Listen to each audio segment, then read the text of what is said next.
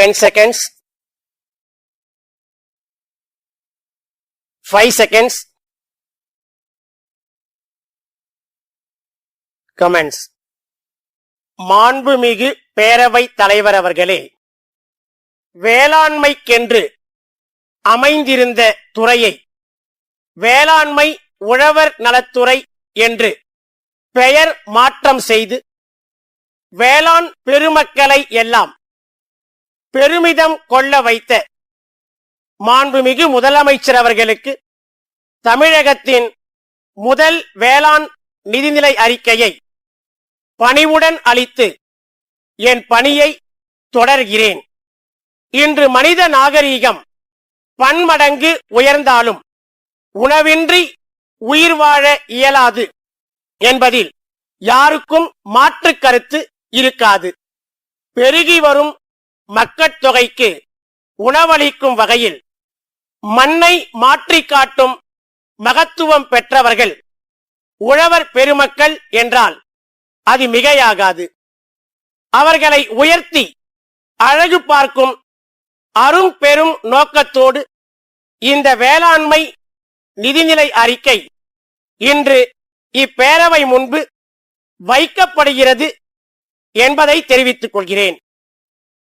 வேளாண்மைக்கென்று தனியே நிதிநிலை அறிக்கை தாக்கல் செய்ய பல மாவட்டங்களுக்கு சென்று உழவர் பெருமக்களை அழைத்து அவர்களிடம் ஆலோசனைகள் நிகழ்த்தப்பட்டன. உணவு தன்னிறைவை தமிழகம் ஓரளவு எட்டிவிட்டது என்பதை நமது உற்பத்தி திறனை வைத்து உறுதி செய்ய இயலும். தமிழ்நாட்டில் சாகுபடி பரப்பினை உயர்த்தவும் தற்போதுள்ள இருபோக சாகுபடி நிலங்களை 2 மடங்காக உயர்த்தவும் உணவு தானியங்கள் மற்றும் பண பயிர்களுக்கான வேளாண் உற்பத்தியில் முதல் 3 இடங்களுக்குள் தமிழகம் இடம் பிடிக்கவும் நடவடிக்கை எடுக்கப்படும் என்பதை தெரிவிக்க விரும்புகிறேன். வேளாண்மையில் ஒட்டுமொத்த வளர்ச்சியையும் ஒருங்கிணைந்த வளர்ச்சியையும் அடையும் பொருட்டு இத்துறை பல்வேறு திட்டங்களை செயல்படுத்தவிருக்கிறது என்பதனை தெரிவித்துக் கொள்ள விரும்புகிறேன். இயற்கை வேளாண்மையில் ஈடுபடும் விவசாயிகளுக்கு இடுபொருள் மானியம் வழங்கப்பட்டு ஊக்கப்படுத்தப்பட உள்ளது. தமிழகத்தில் எண்ணற்ற இளைஞர்கள் வேளாண் கல்வியை தேர்ந்தெடுக்கிறார்கள். வேளாண் பட்டதாரிகளை தொழில் முனைவோராக ஆக்குவதற்கான பயிற்சிகள் பட்டப்படிப்பிலேயே அளிக்கப்பட்டு இறுதி ஆண்டு படிக்கும் போதே அவர்களுக்குள் தொழில் முனைவோர் ஆக வேண்டும் என்கிற தனியாத தாகம் உருவாக்கப்படும் என்பதை தெரிவித்துக் கொள்ள விரும்புகிறேன். வேளாண்மை என்பது உன்னதமான தொழில் என்பதனை அனைவருக்கும் உணர்த்தி அதை மீண்டும் பழைய நிலைக்கு கொண்டு வரும் முயற்சியில் தமிழக அரசு முழுவதுமாக ஈடுபடும். தமிழ்நாட்டின் முதன்மை பயிரான நெற்பயிரின் உற்பத்தியினை அதிகரித்திட திட்டங்கள் செயல்படுத்தப்படும். மழை அதிகம் பொழியாத இடங்களில் வேளாண் பொதுமக்களுக்கு சிறு தானியங்களை வளர்க்க பயிற்சியும் அவற்றை சந்தைப்படுத்த வசதிகளும் செய்து தரப்படுவதன் மூலம் மீண்டும் தாராளமாக அவை கிடைக்கும் நிலை உருவாகும் என்பதில் எவ்வித ஐயப்பாடுகளுக்கும் இடமில்லை.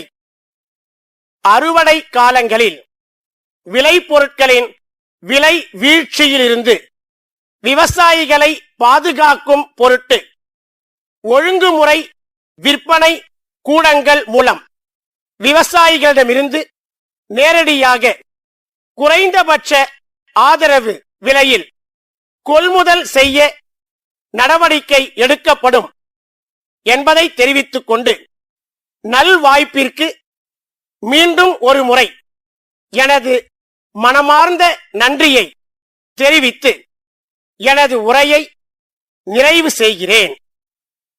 சென்னை சிவானந்தா சாலையில் உள்ள சிவன் பரதக்கலை பயிலகத்தின் உரிமையாளர்கள், சென்னை வடக்கு மாட வீதி மயிலாப்பூரில் உள்ள பார்வதி நவீன ஆடையகத்தின் உரிமையாளருக்கு எழுதிய 2 டிசம்பர் 2021 நாளிட்ட கடிதம். அன்புடையீர், கடந்த 10 ஆண்டுகளுக்கும் மேலாக பரதம் உள்ளிட்ட நடனங்களை சிறார்களுக்கு நாங்கள் கற்று கொடுத்து வருகிறோம் என்பதை மகிழ்ச்சியுடன் தெரிவித்துக் கொள்கிறோம்.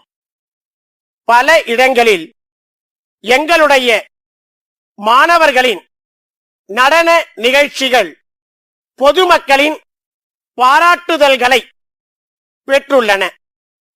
நடன நிகழ்ச்சிகளுக்கென நன்கு வடிவமைக்கப்பட்ட ஆடைகளை இணைப்பில் கண்டுள்ளபடி வருகிற சனவரி மாதத்திற்குள் தயார் செய்து தர தங்கள் ஒத்துழைப்பை நாடுகிறோம்.